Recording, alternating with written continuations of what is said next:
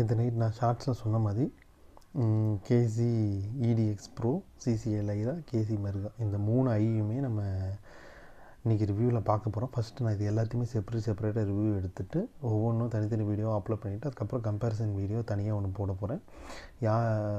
எது 3மே சேர்த்து ஒரே வீடியோவில் கம்பேரிசனாக போடுவேன். உங்களோட நான் சொல்கிறது வந்து உங்களுக்கு இந்த இதெல்லாம் சூட் ஆச்சு அப்படின்னா உங்களோட பெஸ்ட்டு எதுன்னு நீங்கள் நினைக்கிறீங்களோ அதை நீங்கள் வந்து சூஸ் பண்ணிக்கலாம். ஃபஸ்ட்டு வந்து நான் கேசி இடிஎக்ஸ் ப்ரோலேருந்து ஸ்டார்ட் பண்ணுறேன். மற்ற 2 வெளியே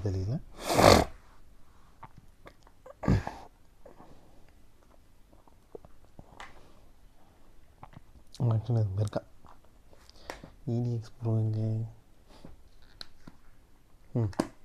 இதான் இடிஎக்ஸ் ப்ரோ. நானே கேசி எங்கே வச்சு என்ன எதுன்னு மறந்துட்டேன்.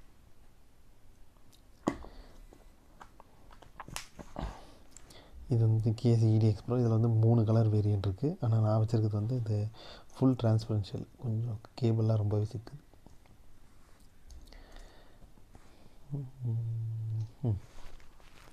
இதுதான் கேசி இடிஎக்ஸ் ப்ரோ. இது நான் வாங்கினதுக்கு காரணம் வந்து இது ஃபுல்லாகவே டிரான்ஸ்பரண்ட்டாக இருக்கும். இது தெரியுதா? உள்ளே இருக்க அந்த சூப்பர் லீனியர் 10mm டிரைவர், அப்படியே உள்ளே இருக்க டிரைவர் வந்து அப்படியே டிரான்ஸ்பரண்ட்டாக தெரியுது. இந்த டிசைன் எனக்கு ரொம்ப பிடிச்சதால நான் வந்து இதை பர்ச்சேஸ் பண்ணேன்.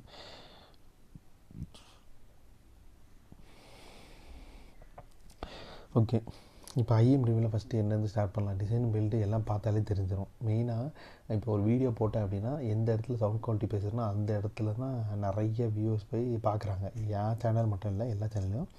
அதனால் ஃபஸ்ட்டு சவுண்ட் குவாலிட்டியை பற்றி பேசிவிட்டு அதுக்கப்புறம் மீதி உள்ளதை பற்றி பேசலாம். சவுண்ட் குவாலிட்டி எப்படி இருக்கும் அப்படின்னு சொன்னிங்கன்னா, இப்போ நீங்கள் நார்மலாக ஒரு 1000 ரூபாய்க்கு ஒரு பிராண்டட் இயர்ஃபோன் எடுக்கிறீங்க, நார்மல் இயர்ஃபோன் எடுக்கிறீங்க அப்படின்னா அதை விட ஒரு 2 மடங்கு நல்ல டீட்டெயில்ஸ் உள்ள, அதை விட ஒரு 2 மடங்கு நல்லா டீட்டெயில்ஸ் தரும் இந்த ஐஎம் கேசி இடிஎக்ஸ் ப்ரோ. பேஸ் வந்து கொஞ்சம் தூக்கலாக தான் இருக்குது. அவங்க சொன்ன மாதிரி வந்து கொஞ்சம் வந்து பேஸ் ஃபோக்கஸ் டியூனிங் தான். பேஸ் கொஞ்சம் இருக்கும், ஆனால் என்னென்னா டீட்டெயில்ஸ் அது அதே சமயம் டீட்டெயில்ஸை வந்து விட்டு கொடுக்காது. டீட்டெயில்ஸுமே நல்லா இருக்குது. ஒரு 1000 ரூபா ஐஎம்க்கு என்ன அளவுக்கு டீட்டெயில் கொண்டு வர முடியுமோ அந்த அளவுக்கு கொண்டு வந்திருக்காங்க. நார்மல் இயர்ஃபோனோட கிளாரிட்டியும் சரி, டீட்டெயிலும் சரி, சவுண்ட் ஸ்டேஜும் சரி, இமேஜிங் எல்லாமே நல்லாயிருக்கும். நீங்கள் ஒரு 1000 ரூபா டிடபிள்யூஎஸ் பார்க்குறீங்களோ, அப்படி இல்லை ஒரு 1000 ரூபா நார்மல் வெளியே இயர்ஃபோன் பார்க்குறீங்க, உங்களுக்கு இதை பற்றி இன்னும் ஐஎம் பற்றி உங்களுக்கு தெரியல அப்படின்னா இப்போ தெரிஞ்சுக்கோங்க. நீங்கள் அது போகிறதுக்கு பதில் இது போகிறது வந்து உங்களுக்கு வந்து 200% பெஸ்ட்டு. சவுண்ட் குவாலிட்டி அவ்வளோ நல்லாயிருக்கும். உங்களுக்கு இந்த ஹியர் ஒர்க் டிசைனுமே உங்களுக்கு காதில் வந்து ஃபிட்டு நல்லாவே இருக்கும். உங்களுக்கு ஐஎம்மில் இன்னொரு அட்வான்டேஜ் என்ன அப்படின்னா, நீங்கள் வந்து இந்த கேபிளை ரீப்ளேஸ் பண்ணிக்கலாம். இந்த 2 பின் கேபிள், சி பின் 2 டைப் கேபிள். இது வந்து இதிலே பி டைப் ஒன்று வரும். இது வந்து சி டைப்பு 2 பின் கேபிள். இது உங்களுக்கு வந்து காப்பர், சில்வர் 2 வேரியண்ட்டில் அவைலபிளாக இருக்கும். உங்களுக்கு காப்பர் கேபிள் வச்சு யூஸ் பண்ணுறது சில்வர் கேபிளுக்கும் சவுண்ட் குவாலிட்டி வந்து சில்வர் கேபிளில் கொஞ்சம் லைட்டாக இம்ப்ரூவ்மெண்ட் இருக்கும். அந்த மாதிரி ப்ரைஸ் டிஃப்ரென்ஸுமே ஒரு 100 ரூபா வித்தியாசம் வரும்.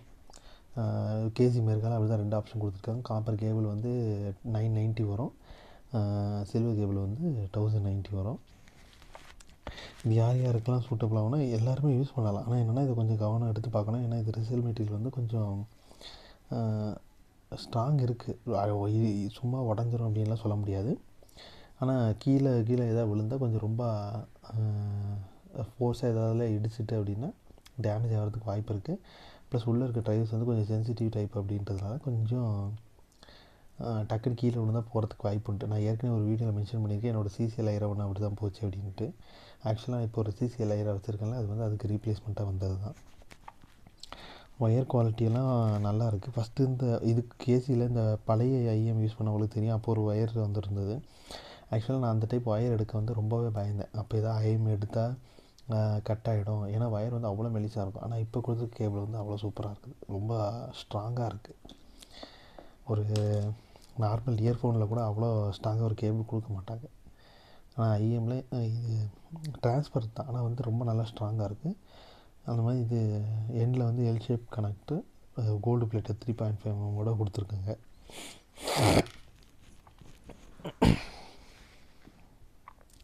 ஆக்சுவலாக இந்த இடிஎக்ஸ் ப்ரோவோட ஃபுல் பொட்டன்ஷியல் வந்து நம்ம ஃபோனில் யூஸ் பண்ணும்போது அதோடய ஃபுல் பொட்டன்ஷியலை பார்க்கலாமா அப்படின்னு கேட்டால் வாய்ப்பு இல்லைன்னு தான் சொல்லுவேன்.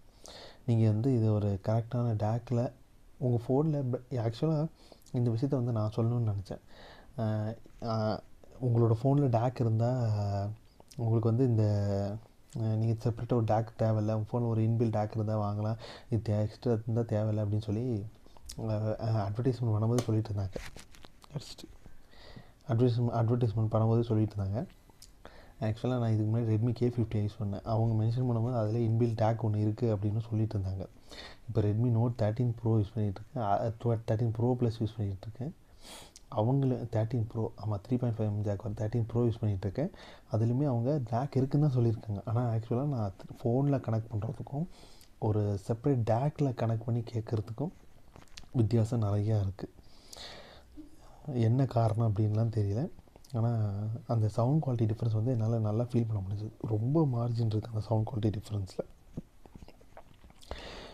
ஆனால் நார்மலாக 3.5mm கனெக்ட் பண்ணும்போதும் சவுண்ட் குவாலிட்டி நல்லா தான் இருக்குது. ஆனால் டேக்கில் செப்பரேட்டாக ஒரு டேக்கில் நம்ம கனெக்ட் பண்ணி இது லிசன் பண்ணும்போது சவுண்ட் குவாலிட்டி இன்னுமே பெரிய இம்ப்ரூவ்மெண்ட்டை வந்து அதில் காட்டுது. அதுவுமே இன்னொன்று, ஓகே இதில் சவுண்ட் குவாலிட்டி நல்லா இருக்குது அப்படின்னு சொல்லிட்டு எதுவுமே வாங்கின உடனே இந்த சவுண்ட் குவாலிட்டி நல்லா இல்லை, இந்த இதெல்லாம் இருக்கக்கூடாது. நான் ஏற்கனவே சொன்ன மாதிரி அதே தான். கிவ் தெம் டைம், கொஞ்சம் டைம் கொடுங்க அதுக்கு, அதுவும் செட் ஆகணும். ஆக்சுவலாக நீங்கள் ஃபஸ்ட்டு லிசன் பண்ணுறதுக்கும் ஒரு 10 நாள் கழித்து கேட்குறதுக்கும் ரொம்ப வித்தியாசம் காட்டுது. இது மட்டும் இல்லை, எல்லா ஐஎம்மே அப்படி தான். ஒரு சில ஐஎம் வந்து கிட்டத்தட்ட 1 மாதம் வரைக்குமே டைம் எடுக்கும். ஒரு சில ஐஎம்லாம் ஒரு 4 hours 5 ஹவர்ஸ்க்குள்ளே செட் ஆகிடும். அந்த மாதிரி இதில் 3 கலர் வேரியன்ட் இருக்குது. டிசைன் வைஸ் எதுவும் குறை சொல்கிற மாதிரி இல்லை, எனக்கு ஃபிட்டிங் கரெக்டாக இருந்தது. எம் சைஸ் டிப்பே கரெக்டாக வந்துச்சு எனக்கு. அந்த மாதிரி இது கொஞ்சம் காதுக்குள்ளே போகிறதுனால இந்த நாய்ஸ் கேன்சலேஷன் கொஞ்சம் நல்லாயிருக்கு, பேசிவ் நாய்ஸ் கேன்சலேஷன் கொஞ்சம் நல்லாயிருக்கு. ஆக்சுவலாக இது சிங்கிள் டிரைவ்ன்றதால கொஞ்சம் சின்னதாக இருக்குது ஐஎம். ஆக்சுவலாக இதே மல்டி டிரைவர் ஹைப்ரிட் டிரைவர்லாம் போனீங்கன்னா கொஞ்சம் பெருசாக இருக்கும். ஆனால் இந்த டிரான்ஸ்பரண்ட் டிசைன் வந்து ரொம்ப நல்லாயிருக்கு. ஆனால் இது வந்து கொஞ்சம் அட்ராக்டிவாக இருக்கும். நீங்கள் இப்போ எதாவது வெளியே ஏதாவது போகும்போது போட்டு போனீங்க அப்படின்னா நிறைய பேர் கண் பறிக்கிறது. இது ஆக்சுவலாக ரொம்ப சின்னதாக இருக்குது இந்த ஐஎம். ஆனால் சவுண்ட் குவாலிட்டி 1000 ரூபாய்க்கு இப்படி ஒரு சவுண்ட் குவாலிட்டி வந்து யாருமே கேட்டிருக்க மாட்டேங்க, அவ்வளோ நல்லா இருக்குது. யாராவது பர்ச்சேஸ் பண்ணணும்னு நினச்சிங்கன்னா என்னோடய பெஸ்ட் சாய்ஸ் ஹெட்ஃபோன் சவுண்டில் போய் ட்ரை பண்ணுங்கள். ஆக்சுவலாக நான் இது வரைக்கும் என்னோடய வாரண்ட்டி கிளைம் எல்லாமே கரெக்டாக பண்ணி கொடுத்துட்டாங்க. இது வரைக்கும் எந்த இஷ்யூஸும் இல்லை. அதனால் நான் ஐஎம் வாங்குறது தான் ஹெட்ஃபோன் சவுண்டில் ட்ரை பண்ணுங்கன்னு சொல்லுவேன். அடுத்து இன்னொரு ஐஎம் வீடியோவில் பார்க்கலாம்.